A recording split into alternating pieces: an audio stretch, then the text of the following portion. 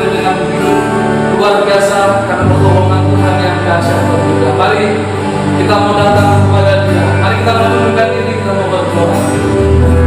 Kami datang kepada Tuhan Yesus dengan segenap hati kami.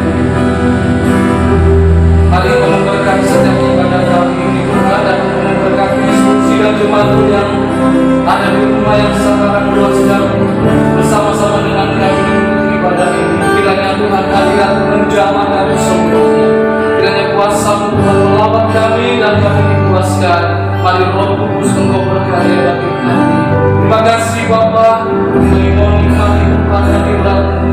Mari Kau berkarya bagi kami semuanya di dalam nama Tuhan Yesus Kristus. Haleluya. Kami datang kepada-Mu Tuhan, sebab Engkau baik Bapa dalam setiap kehidupan kami. Penyertaan-Mu luar biasa. Haleluya Yesus. Haleluya Tuhan Yesus. Terima kasih Tuhan.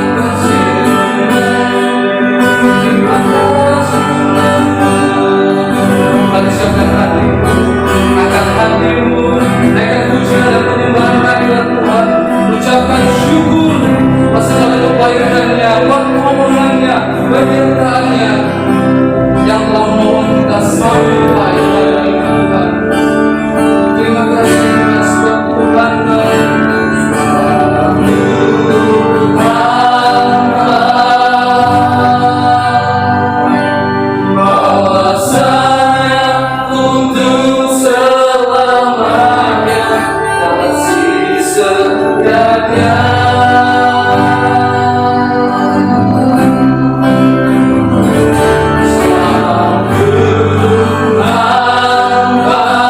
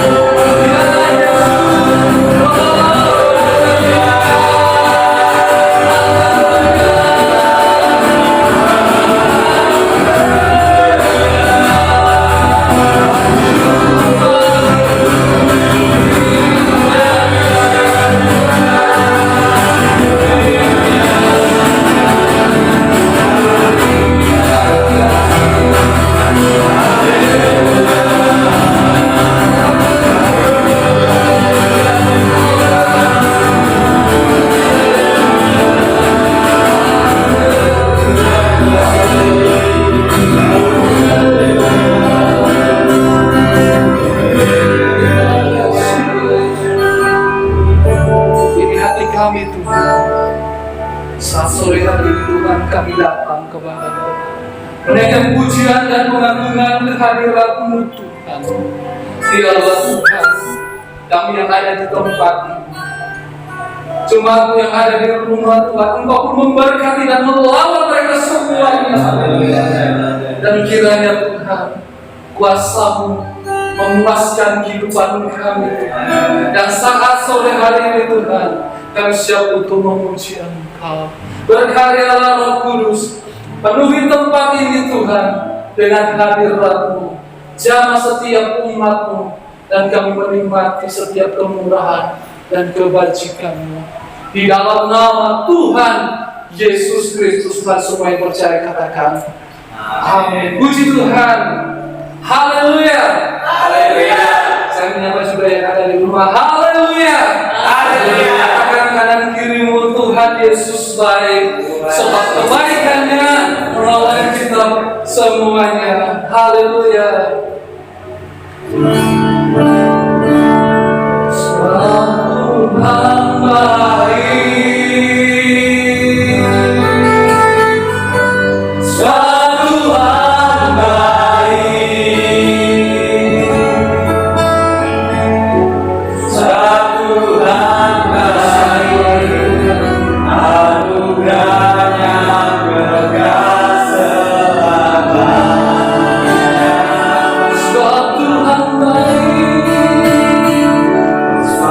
Tuhan baik.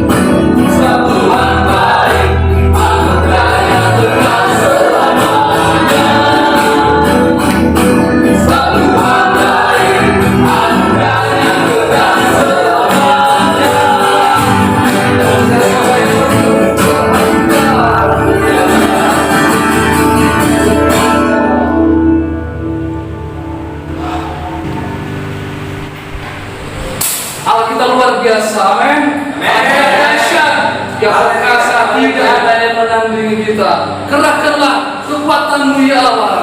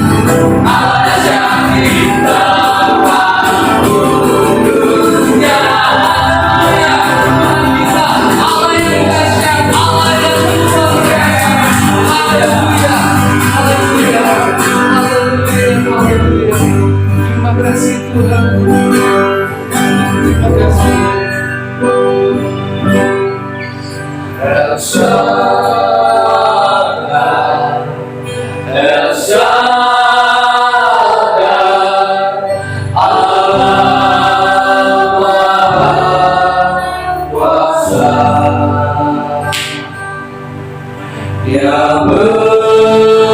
besar, Dia besar,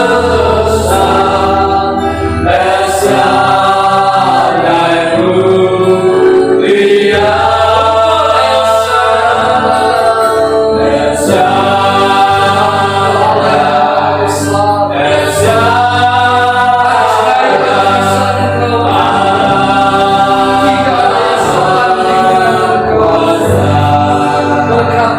tercurah berkatnya melimpah Esa.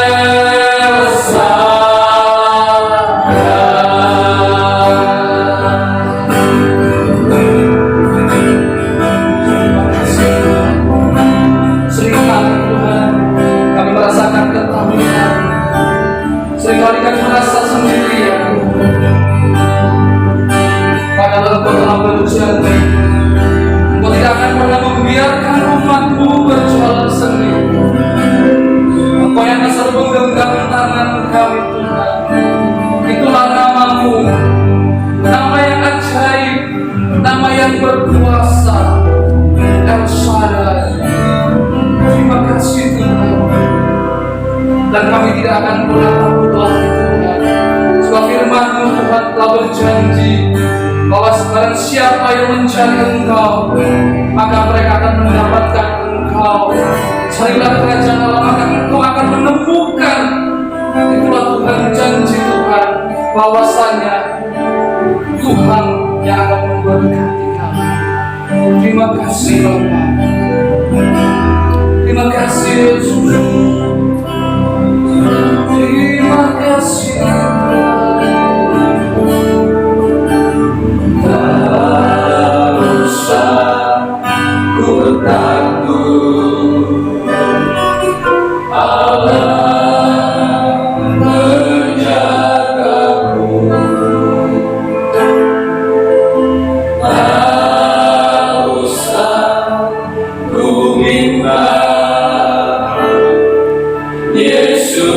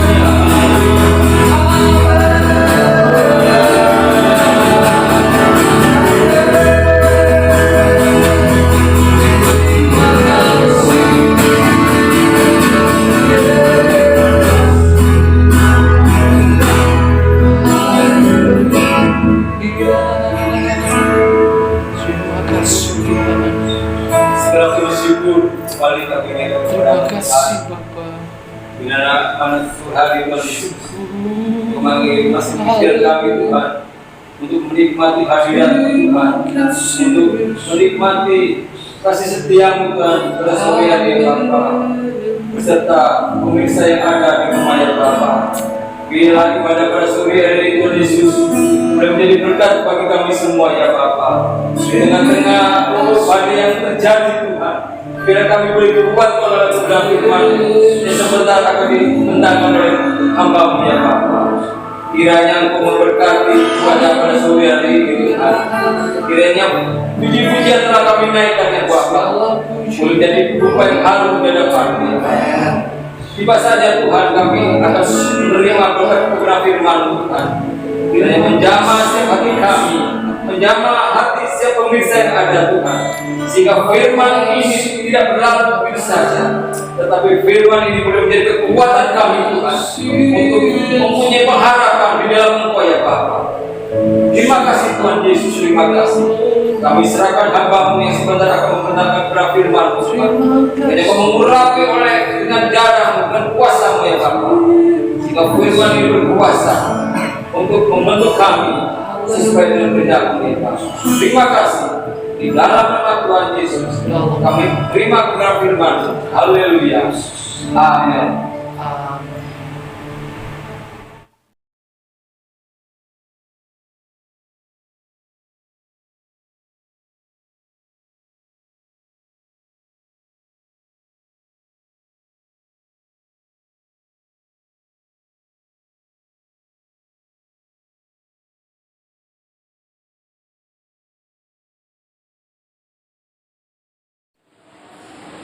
Haleluya, puji nama Tuhan. Salam sejahtera dalam Tuhan Yesus Kristus. Kembali lagi kita berjumpa lagi dalam penyertaan Tuhan yang luar biasa. Kita bersyukur kalau tadi kita sudah memuji membesarkan nama Tuhan, kita menikmati pujian penyembahan, dan tiba saatnya kita menyiapkan hati, telinga, dan hidup kita untuk dibentuk oleh firman Tuhan. Mari kita berdoa bersama-sama. Kita buka hati kita biar Roh Kudus bekerja sehingga kita boleh dibentuk dan boleh semakin mengasihi Tuhan. Puji nama Tuhan. Bapa di surga, kami ucap syukur kepadamu pada saat ini Tuhan. Kami boleh kembali Tuhan menikmati kebenaran firman-Mu. Biar firman-Mu di Tuhan menjadi kekuatan yang baru dalam hidup kami, pengharapan yang baru di dalam Engkau. Karena Allah yang kami sembah, Allah yang hidup, Allah yang berkuasa, Allah yang menuntun, Allah yang memberikan kekuatan dalam setiap kehidupan kami. Dan kami percaya penyertaan-Mu sempurna dalam kami Tuhan. Biarlah Tuhan hidup kami Tuhan dituntun oleh firman-Mu, sehingga kami tetap kuat di dalam Engkau. Kami tetap setia sampai akhir, sampai Tuhan datang menjemput kami semua. Terima kasih.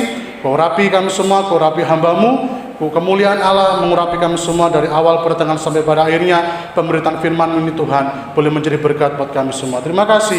Kami ucap syukur di dalam nama Tuhan Yesus Kristus. Haleluya. Amin. Haleluya. Puji nama Tuhan. Masih dalam peribadatan online atau streaming atau apapun itu di dalam pandemi yang masih melanda negara kita dan juga berbagai negara juga. Saat ini firman Allah datang kepada kita semua. Mari kita baca bersama-sama dalam kitab Roma 8 ayat 28. Dalam kitab Roma 8 ayat 28 kita baca bersama di situ sebagai ayat pembuka atau ayat mas kita pada saat hari ini. Mari kita baca dalam Roma 8 ayat 28. Kita baca bersama 1, 2, 3. Kita tahu sekarang bahwa Allah turut bekerja dalam segala sesuatu untuk mendatangkan kebaikan bagi mereka yang mengasihi Dia, yaitu bagi mereka yang terpanggil sesuai dengan rencana Allah. Ayat ini sudah nggak asing lagi buat kita. Ayat ini sudah mungkin bagi guru-guru selama minggu, para pelayan, para pengkhotbah atau dan sebagainya sudah sangat hafal. Roma 8 ayat 28 mungkin kalau dibuat jejak langsung, wah saya hafal. Tetapi ada suatu pertanyaan yang sangat besar bagi kita semua pada saat ini. Kalau memang ayat ini ayat yang bagus ya, memang semua ayat-ayat yang bagus, tetapi maksudnya sering ayat ini menjadi kekuatan buat kita bersama, bahkan menjadi ayat emas. Pertanyaannya seperti ini. Kita tahu sekarang bahwa Allah turut bekerja mendatangkan kebaikan. Sekarang pertanyaannya, Tuhan, kalau posisi sekarang, apakah benar-benar Tuhan itu baik? Lagu pujian dari awal, sebab Tuhan baik, sebab Tuhan baik. Tetapi dengan apa yang kita alami saat ini, pandemi atau berbagai banyak hal yang apakah kita masih bisa mengatakan segala sesuatu mendatangkan kebaikan? Atau mendatangkan bencana, atau mendatangkan suatu kehidupan yang masa depan suram, bukan masa depan yang penuh harapan. Dan di sini kita tahu bersama banyak perusahaan yang tidak berjalan. Saya pernah melihat di media sosial ada nggak tahu itu guyonan atau serius, ada seorang manusia mendatangi sebuah kuburan. Dan di situ ada patok-patok ya, di sini ada ekonomi, pariwisata, ini dan di situ rupanya ini karena bus mania, jadi patok yang terakhir itu dia datangi adalah PO Bus. Dan kemarin juga waktu kita sempat bikin betul listrik, ada salah satu rekan di situ cerita, waduh, kemarin saudara saya habis dari Jogja, dia naik bis dari Jogja, pokoknya saya nggak sebut merek. Dia naik bis dari Jogja, naik tol, dan akhirnya kena polisi, Pol PP dan aparat yang ada, karena semua putar balik kan. Karena saya baca juga di media koran, kurang lebih 1.000 lebih kendaraan yang dari Jakarta, yang dari daerah yang lain itu harus putar balik kalau lewat tol, nggak boleh terus karena keadaan PSBB ini ya. Jadi di sini kita bisa melihat dia katakan, wah saya kena ini, bis yang saya tumpangi itu kena. Akhirnya suruh putar balik bisnya. Sopirnya sama kernetnya, dia berpikir, waduh kalau kita putar balik, kita habis bensin, habis waktu, dan juga penumpang kasihan. Akhirnya sopir dan kernet ini nggak habis akal. Akhirnya dia keluar dari tol, dia cari jalan kecil, dia cari jalan tikus, dia cari jalan pintas yang tidak ada cegatan-cegatan dari PSBB tersebut. Dan akhirnya puji nama Tuhan, dia katakan, waduh puji Tuhan saudaraku lolos, bisa sampai di Malang. Jadi dari Jogja bisa sampai dengan bisnya, supir bisnya bisa cari jalan tikus, katanya seperti itu. Tapi satu hal yang hangus yaitu uang makan tidak ada ini ya. Harusnya makan karena keluar dari Ngawi, harusnya masuk makan di situ, akhirnya nggak jadi makan. Akhirnya mereka langsung cari jalan pintas, cari pulang. Dan di sini kita melihat apakah Tuhan baik? Apakah segala sesuatu mendatangkan kebaikan? Sungguh sangat ironis ya, kita melihat banyak orang yang harus putar balik. Orang harus berpikir, waduh kita nggak bisa, bahkan banyak di media-media cetak, bahkan orang mau ke Sidoarjo kena rahasia nggak boleh. Bapak alasannya apa? Kalau alasannya tidak kuat maka nggak boleh masuk Sidoarjo dan sebagainya. Itu ada di media cetak. Dan di sini menjadi pertanyaan, Roma 8 ayat 28, kita tahu sekarang bahwa Allah turut bekerja dalam segala sesuatu untuk mendatangkan kebaikan. Dan apakah ini mendatangkan kebaikan? Dengan apa yang kita alami saat ini. Kalau kita melihat, saya paling suka dengan dengan anggap buku inilah. Anggap buku ini, mungkin kita melihat ini dari depan atau dari belakang. Kalau kita dari jauh, wah nggak kelihatan karena hampir sama. Ini buku ini ada beberapa sisi dan mungkin saya anggap yang paling gampang 2 sisi. Di sisi yang satu kita melihat, wah ini seperti ini bentuknya. Tapi kalau kita bentuk seperti ini, oh ternyata kalau kita balik ada cetekannya, ada ada pengaitnya. Jadi ada perbedaan. Kalau belakang memang ini halaman belakang, ini untuk di belakang, tapi yang depan ada pengaitnya supaya bisa aman. Nah demikian juga dalam hidup kita bersama. Kita nggak bisa katakan apa yang kita alami saat ini, pandemi yang kita alami oleh banyak negara, apakah ini semuanya negatif?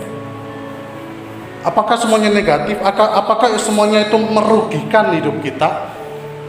Kalau dibilang rugi, iya. Ada banyak perusahaan, ada banyak saudara, ada banyak rekan yang mengalami pemutusan, yang tidak ada jaminan lagi untuk bisa bekerja dan sebagainya.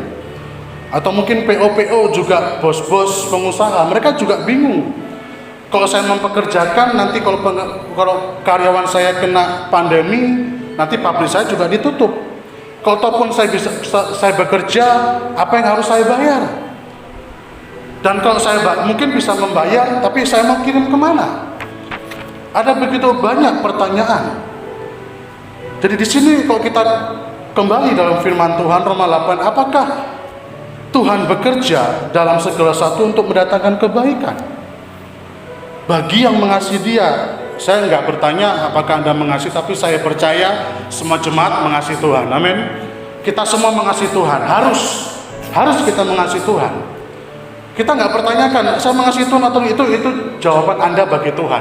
Saya nggak bisa menghakimi, hanya Anda sama Tuhan yang bisa menjawab apakah saya mengasihi Engkau Tuhan.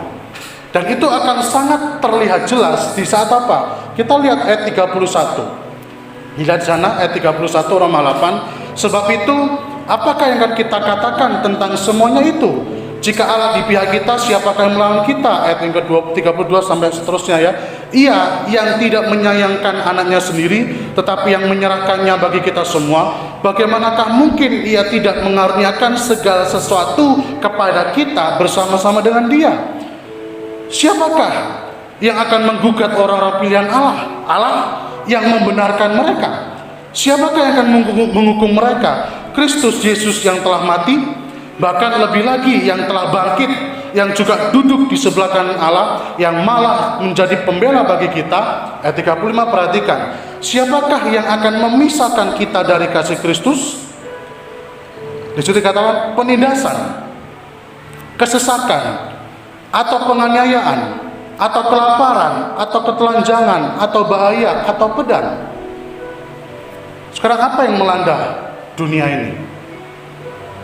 Penindasan mungkin tidak terlalu berasa, mungkin kok di daerah kita tidak terlalu berasa. Kesesakan, nah, kesesakan ini pasti kita rasakan juga, apalagi berkaitan ekonomi. Mungkin orang yang punya toko usaha pun sekarang juga, Tuhan kok sekarang sepi. Apalagi lebaran sekarang ini berbeda, sangat berbeda. Mungkin ada tempat-tempat tertentu yang ramai, tapi nggak tahu, saya tidak mensurvei, tapi mungkin Bapak Ibu yang lebih tahu bagaimana pendapatan kita di saat pandemi ini melanda. Bagaimana pendapatan kita? Dari sini katakan kesesakan, banyak hal yang membuat kita sesak. Nggak ada uang itu paling sesak, betul nggak?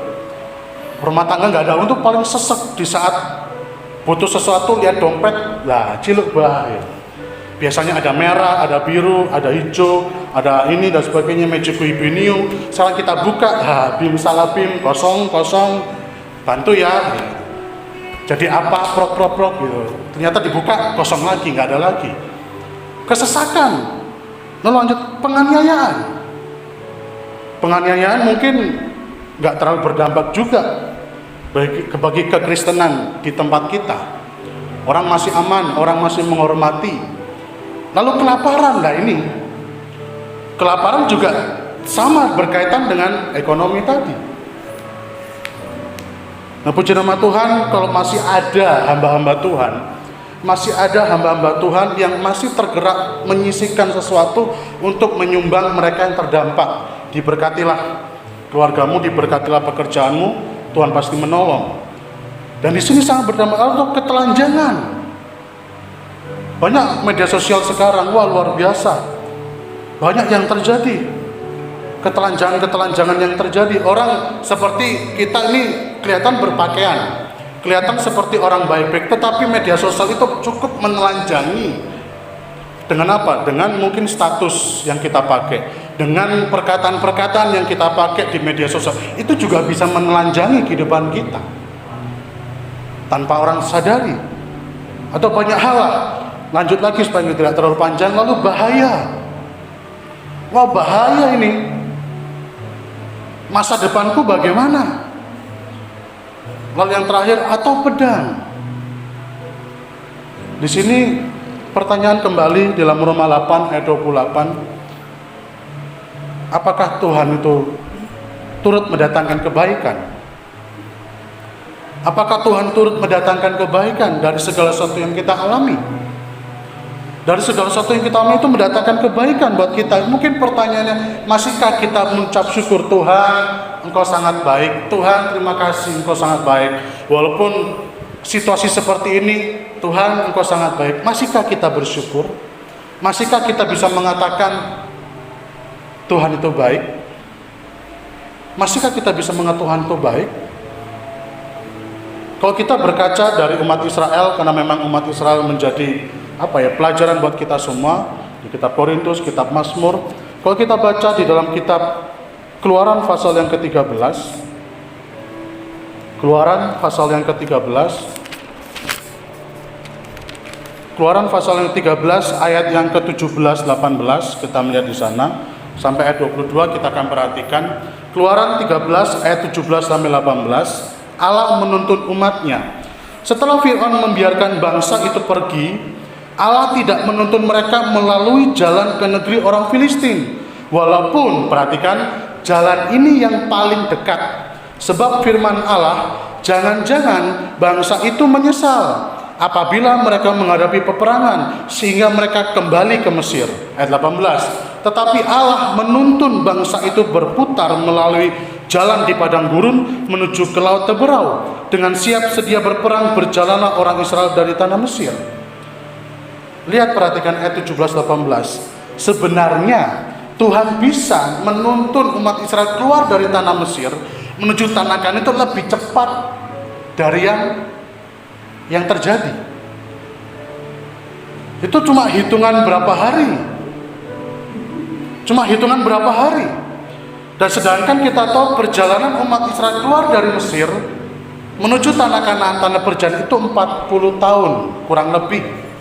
40 tahun, bisa bayangkan. Saya saja belum umur 40 tahun. Dan merasa hidup, Tuhan, kapan Tuhan datang dan apakah masih lama? Perjalanan umat Israel 40 tahun, boleh katakan satu generasi. 40 tahun itu adalah satu generasi. Dan Tuhan dikatakan di sini tidak menuntun mereka melalui jalan yang paling dekat. Tapi Tuhan sengaja memutarkan orang Israel melalui padang gurun di sana, melewati laut Teberau. Bahkan kita tahu kisah-kisah di sana, banyak hal yang mereka alami. Apalagi kalau kita berbicara padang gurun, suhu di padang gurun itu siangnya itu mencapai 49 derajat Celcius, malam minus 2 derajat Celcius. Jadi kok kita tahu panas-panasnya luar biasa, sampai kita bisa berkurang oksigen kita bisa dehidrasi, dan kalau malam bisa kedinginan, otot-otot jantung bisa membeku karena curah hujannya cuma kurang lebih 200 mm per tahun. Dan kita tahu flora fauna yang hidup di sana, kaktus, kita tahu kan, pohon kurma, pohon zaitun, unta, ular, serangga dan sebagainya. Dan itu pun mereka harus masuk di lubang-lubang supaya tidak terlalu kepanasan. Nah, kita melihat keadaan padang gurun itu nggak enak. Dan inilah boleh gambarkan perumpamaan. Kalau kita pinjam seperti bahasa Yesus juga dalam perjanjian baru, bahwa perumpamaan kita ini juga seperti seolah kita masuk padang gurun. Inilah padang gurun kita. Karena kalau kita tahu keadaan padang gurun, itu yang pertama, padang gurun kita tahu kering, panas, gersang, hampir nggak ada kehidupan. Sejauh mata memandang kita lihat pasir, utara, selatan, timur, barat, pasir dan pasir. Yang kedua, tidak ada arah, tidak ada petunjuk. Kompas kita ini kemana ini? Jalan terus ke sana juga sama, pasir semua. Lalu yang ketiga, nggak ada tempat untuk bersembunyi selain hanya serangga-serangga, ular dan sebagainya. Kalau saya pernah tahu di Discovery, ular derik itu dia bersembunyi, dia menggerakkan tubuhnya, dia bergerak-gerak, dia bisa masuk ke dalam pasir, dan dia menunggu mangsa. Kalau ada mangsa keluar, dia akan keluar dan memakan. Dan di sini kita bisa melihat bahwa inilah nggak ada tempat untuk bersembunyi. Lalu yang keempat, tidak ada jalan pintas. Seperti yang saya katakan tadi, ada rekan tadi dikatakan di sana mereka dari Jogja naik bis, akhirnya setelah di tol nggak bisa jalan, nggak bisa terus ke Malang, akhirnya mereka cari jalan pintas. Mereka cari jalan pintas, dan di padang gurun nggak ada jalan pintas. Nggak ada jalan pintas. Jadi inilah keadaan padang gurun. Seperti kita juga, Tuhan, apa yang harus saya kerjakan? Masih bersyukur kalau kita masih diberikan kesehatan. Kita masih bisa berpikir, saya sekarang pekerjaan saya mandek. Apa yang harus saya lakukan ya? Saya harus cari kerja yang lain. Ada banyak maksud Tuhan, ada tujuan Allah. Tuhan giring kita di padang gurun, Tuhan giring kita mengalami masalah seperti ini. Supaya apa? Supaya apa? Yang pertama, kalau saya bisa katakan, yang pertama tujuan Allah membawa umatnya, walaupun dia memang mengasihi Tuhan, dan memang kita harus mengasihi Tuhan. Yang pertama, supaya kita tidak sombong. Supaya kita nggak sombong. Ini loh, hasilku selama ini berpuluh-puluh tahun, aku punya mobil, aku punya aset, aku punya perusahaan, aku punya jaminan masa depan. Kadang kita nggak sadar. Kadang kita nggak sadar, kita sombong. Dengan apa yang kita miliki, kita sombong. Ini jaminan saya untuk masa depan saya. Dan di saat posisi seperti ini, bagaimana? Apa yang kita andalkan? Apa yang kita andalkan kepada Tuhan? Semuanya Tuhan pegang kendali. Semua seperti seolah-olah semuanya nggak bisa ngapa-ngapain. Tuhan yang punya cara. Tuhan yang punya kehidupan kita ini. Lalu yang kedua, supaya kita tidak sombong. Yang kedua, supaya kita terus andalkan Tuhan. Amin. Supaya terus kita andalkan Tuhan, jangan andalkan kemampuan kita. Ada salah satu teman, walaupun PSBB, cari uang tetap. Ya saya nggak sebut, yang sekarang ini lagi terkenal, yang depannya G, bisa itu, bisa ini, dia kata tetap cari uang, tetap. Walaupun mungkin sedikit, walaupun nggak capai target, dia tetap terus jalan. Nah di sini kita bisa melihat, inilah andalkan Tuhan. Jangan andalkan apa yang kau miliki, memang terbatas. Contoh seperti yang pernah lalu-lalu firman Tuhan, seorang anak kecil membawa 5 roti sama 2 ikan. Dia nggak pegang itu sendiri, enggak, ini punyaku Tuhan, ini buat sanggupku, ini buat aku, enggak. Dia serahkan sama Tuhan, Tuhan, ini. Aku dengar umat Tuhan banyak kelaparan, aku dengar ini, akhirnya diserahkan sama Tuhan. Dan lihat, di saat anak kecil ini menyerahkan 5 roti 2 ikan di tangan Tuhan, dan Tuhan mengangkat tangan memberkati, berdoa, apa yang terjadi? Kelimpahan di tengah-tengah kelaparan. Amin, saudaraku. Ini kita bisa melihat Tuhan bisa mengubah apapun, asalkan yaitu tadi kita nggak sombong dengan apa yang kita miliki, dan kita terus andalkan Tuhan. Di kitab Yeremia 17 ayat ke-5 kan, terkutuklah orang yang mengandalkan manusia.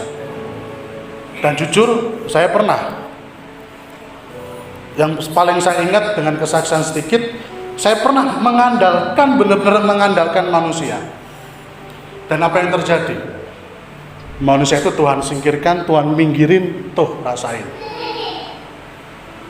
Ngebes, kamu mengandalkan orang ini ya, nih, tak pinggirin orang ini, tak singkirin orang ini. Sekarang kamu berharap sama siapa? Sekarang kamu mengandalkan apa? Karena waktu itu masih ada mama, saya paling ingat. Jadi waktu itu saya ingat beli HP. Lalu saya, loh ngapain bes kamu ganti? Saya tanpa bilang-bilang ganti HP, tanpa bilang-bilang mama. Ngapain kamu ganti? Uang mama nggak cukup loh. Ada udah mah. Awas loh ya, hati-hati ya. Dan benar. Saya jagakan orang itu nggak ada, udah kalang kabut terus. Inilah kalau kita andalkan manusia. Ada waktu, ada keterbatasan. Lalu tujuan Allah juga mengizinkan semuanya terjadi. Yang pertama tadi supaya kita nggak sombong.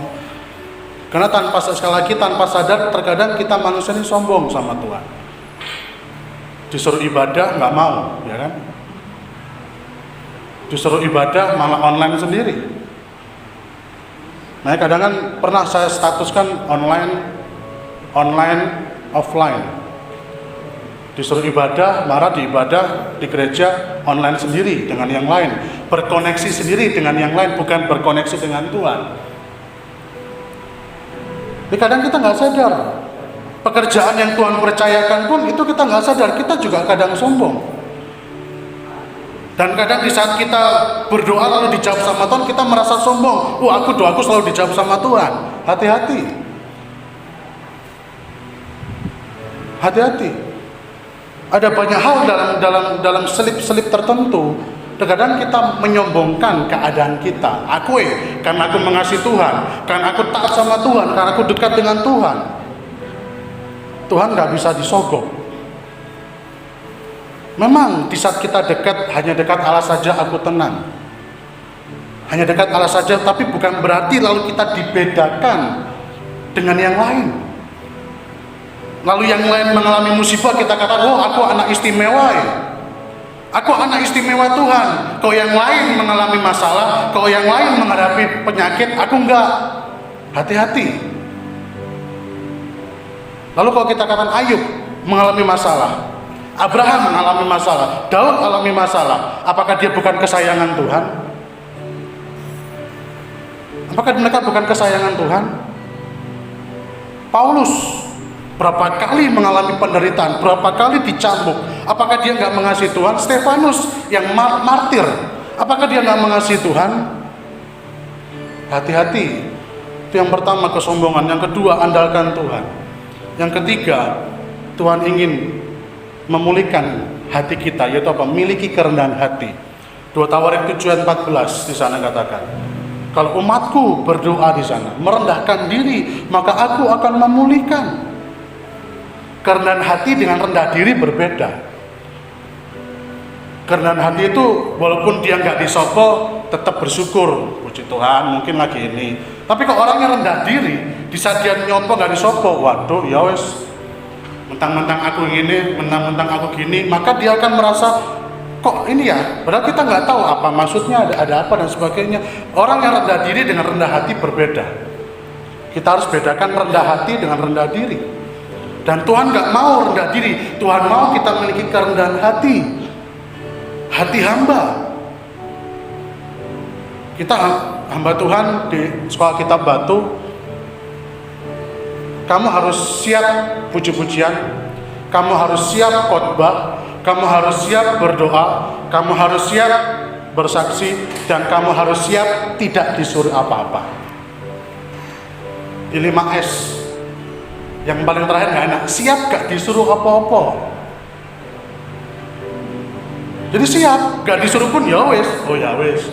Lalu bukan berarti, mentang-mentang aku ini, aku gak disuruh, bukan.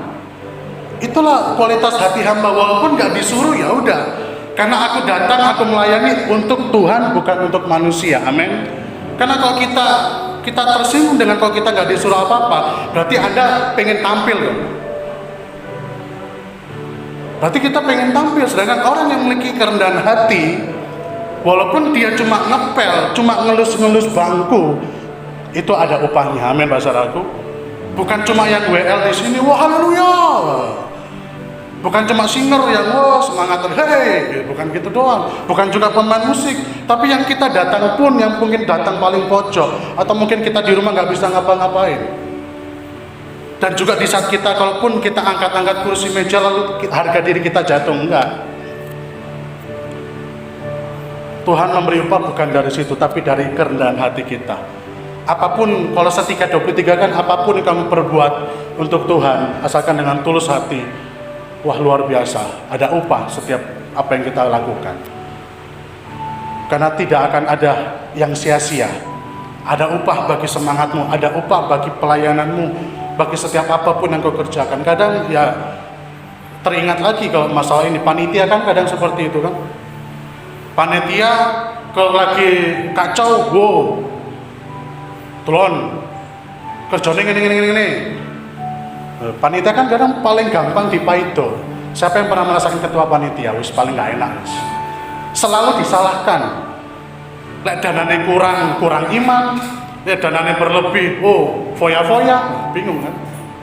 Makanan berlimpah, mubazir mau diapain? Makanan kurang, dilokno lagi. Oh kurang perhitungan, wah susah wis panitia ini. Tapi kalau orang yang memiliki kerendahan hati, dia akan selalu bersyukur. Dia akan melihat sisi positifnya. Dia akan bisa tetap kuat. Dan yang terakhir, tujuan Allah mengizinkan semua yang terjadi atau kita mengalami padang gurun adalah Tuhan ingin mengembalikan kita kepada Tuhan. Mengembalikan apa? Motivasi, mengembalikan tujuan hidup, bahwa saya hidup di dunia untuk Tuhan. Kita akan kembali ke kerajaan surga. Kita akan memerintah bersama-sama Tuhan. Kita sementara di dunia ini. Motivasi kita apa? Melayani. Motivasi kita apa? Hidup. Saya hidup untuk kemuliaan nama Tuhan. Saya hidup seperti Rasul Paulus, Filipi 1 ayat 21, mati adalah keuntungan, dan kalau aku masih hidup, aku bekerja memberi buah. Amin, saudaraku. Jadi selama kita masih hidup, ayo kita bekerja memberi buah. Kalau saya ada satu buah yang harus kita bawa oleh-oleh di rumah, yang kita bawa oleh-oleh saat ini, saya mau kasih Anda tomat. Kenapa dengan buah tomat? Tobatlah sebelum kiamat. Amin. Tobatlah sebelum kiamat. Sebelum Tuhan datang, tobatlah. Ayo kembali sama Tuhan. Ayo berkumpul lagi. Ayo setia lagi. Ayo bergandeng tangan dengan keluarga. Ini saya kasih oleh kepada Anda, kepada kita semua, tomat, buah tomat. Saya beri istilah tobatlah sebelum kiamat. Karena kita nggak tahu kapan Tuhan datang. Kita nggak tahu kapan Tuhan datang. Kenapa Tuhan ingin kembalikan kita? Lihat dalam Ulangan 30. Ulangan 30 ayat yang ke-1, ayat yang kedua dan ketiga. Lihat. Ulangan pasal 30 ayat 1, 2 dan ketiga, pulih setelah tobat. Ini saya tadi kasih tomat kan, tobatlah sebelum kiamat. Ayat 1, maka apabila segala hal ini berlaku atasmu, yakni berkat dan kutuk yang telah kuberhadapkan kepadamu itu, dan engkau menjadi sadar dalam hatimu di tengah-tengah segala bangsa, kemana Tuhan Allahmu mengalau engkau.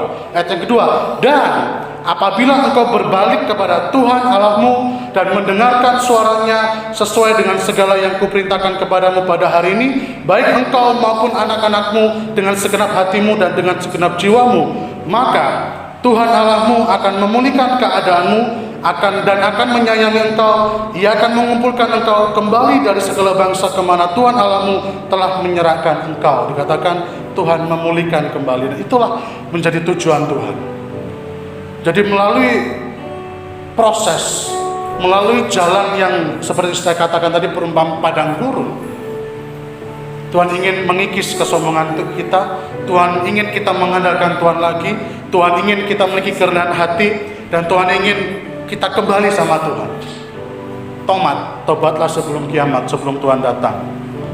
Dan janji Tuhan di tengah-tengah yang kita alami ini, bahwa Dia beserta kita. Amin, masyarakat. Matius 28-20. Immanuel, Matius 1 ayat 21, 22, 23. Immanuel, Tuhan beserta kita. Yang kedua, janji Tuhan adalah Dia melindungi. Ulangan 29 ayat yang kelima, Dia melindungi umat Tuhan. Mazmur 91. Yang ketiga, janji Tuhan, Dia pelihara hidup kita. Dia pelihara. Filipi 4 ayat ke-19, Allahku akan memenuhi segala keperluanmu menurut kekayaan dan kemuliaan nama Tuhan. Lalu yang keempat, di saat posisi kita alami saat ini, janji Tuhan di tengah-tengah yang kita alami di sini, ada mujizat Tuhan. Amin. Ada mujizat Tuhan. Pasti ada mujizat Tuhan. Percayalah itu. Di saat posisi murid-murid mengalami badai di danau Genesaret, di situ dikatakan, lihatlah ada Yesus di situ. Yesus pun turut merasakan badai yang kita alami. Yesus turut merasakan masalah yang kita alami. Yesus turut merasakan tangisan, cucuran, pergumulan kita. Yesus turut merasakan. Tuhan bisa mengubah air mata kita, air mata duka cita menjadi air mata sukacita. Amin. Dan yang terakhir, setialah. Setialah kepada Tuhan. Maka Tuhan akan memberikan upah. Janji Tuhan di tengah-tengah pandemi yang ada ini, Kalau kita setia, kalau kita tetap percaya kepada Tuhan, ada upah yang Tuhan sediakan, ada mahkota, ada kerajaan surga, ada hal yang Tuhan janjikan. Jadi di sini kita melihat kalau kita tetap kuat, menghadapi situasi yang ada ini, Anda akan dapat upah. Dan saya mengutip perkataan Robert Schuller, dia mengatakan masa sulit takkan bertahan, tetapi orang yang gigih, orang yang kuat akan melampaui atau akan melewatinya. Amin, saudaraku. Masa sulit itu nggak akan bertahan. Kenapa? Karena kalau kita kuat di dalam Tuhan, semuanya akan terlewati. Orang kalau ingin mendapatkan kemenangan, dia harus berperang dulu, bukan? Nah, kalau dia bisa melewati peperangan itu dan dia keluar sebagai pemenang, berarti dia orang yang kuat, orang yang siap, orang yang setia, orang yang gigih, orang yang tahan uji, orang yang mempunyai daya tahan yang kuat. Jadilah kita bisa melihat, bagi orang-orang percaya kepada Tuhan yang mendengar firman Tuhan pada saat ini, mari kita minta kekuatan Tuhan untuk kita bisa melewati masa sulit ini. Nggak akan bertahan, pasti akan kita lewati bersama dengan Tuhan. Amin. Kita akan lewati bersama Tuhan dan kita akan mendapatkan upah sesuai dengan apa yang kita alami sekarang. Kalau kita kuat, percayalah, janji Tuhan ya dan amin. Puji nama Tuhan, firman Tuhan tidak saya perpanjang lebar lagi, kiranya menjadi berkat buat kita semua. Ada banyak contoh tokoh-tokoh Alkitab, tapi kita percaya kita pun juga bisa menjadi tokoh yang baik bagi orang sekitar kita. Suami jadi tokoh yang baik bagi istri juga tokoh yang baik bagi suami, orang tua menjadi tokoh yang baik bagi anak-anak, dan kita pun menjadi tokoh yang baik bagi lingkungan. Kita tetap sehati, kita berdoa, beribadah kepada Tuhan, dan kita nikmati hadirat Tuhan. Kita akan lewati masa sulit ini. Masa sulit tidak akan bertahan, dan orang yang gigih akan melampauinya, akan melewatinya, dan akan meraih kemenangan.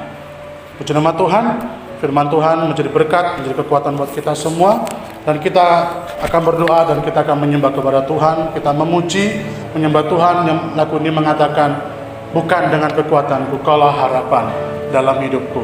Terima kasih Tuhan, terima kasih Yesus. Mari kita nyanyikan lagu ini bersama-sama. Bukan dengan kekuatan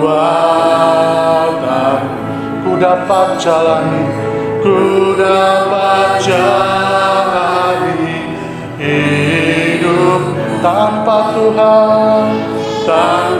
Tuhan yang di samping. Terima kasih Tuhan, ku tak mampu sendiri. Katakan Tuhan, Engkaulah lagu yang menopangku, haleluya, yang menopang. Ku pandang wajah-Mu, ku pandang wajah-Mu, dan berseru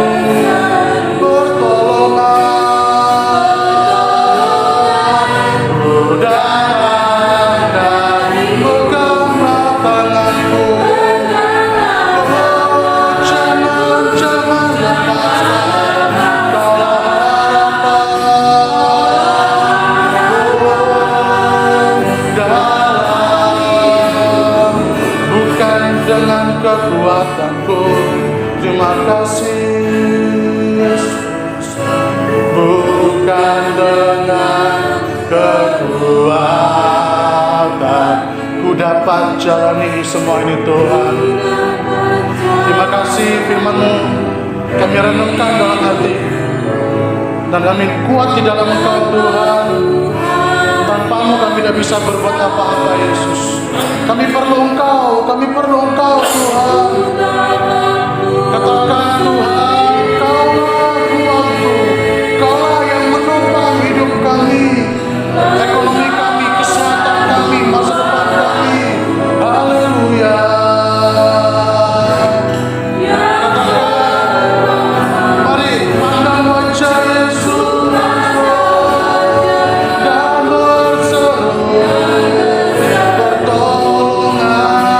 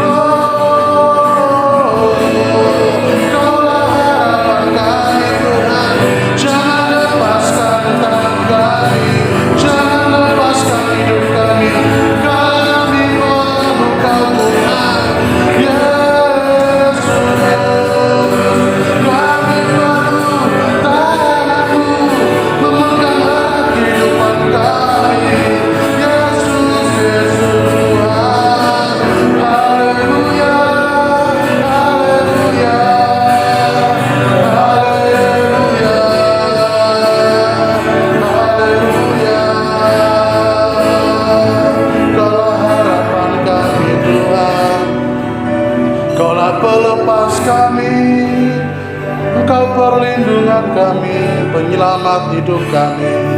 Terima kasih Yesus. Bapa di surga, terima kasih atas firman-Mu, renungan yang sangat simpel ini Tuhan. Renungan firman-Mu ini biarlah menjadi kekuatan buat kami. Biar kami terus berharap kepada Engkau. Kami mengandalkan Engkau Tuhan. Kami mengandalkan Engkau. Dan kami terus mencari Engkau. Kami terus menikmati hadirat-Mu. Kami terus menikmati penyertaan-Mu yang sempurna Tuhan. Ampuni kami kalau kami mulai sombong. Ampuni kami kalau kami tidak mengandalkan Engkau. Ampuni kami kalau kami tidak memiliki kerendahan hati itu Tuhan. Kami sadari terkadang kan manusia lupa, khilaf ya Tuhan. Kami tinggi hati.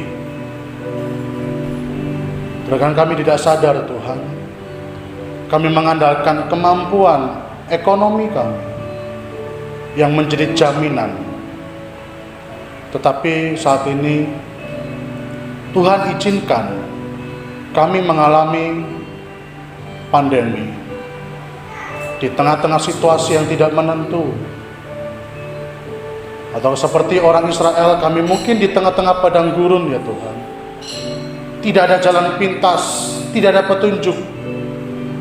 Sampai kapan ya Tuhan? Sampai kapan ini terjadi? Di mana kami mendapatkan tujuan kami sampai di tujuan kami?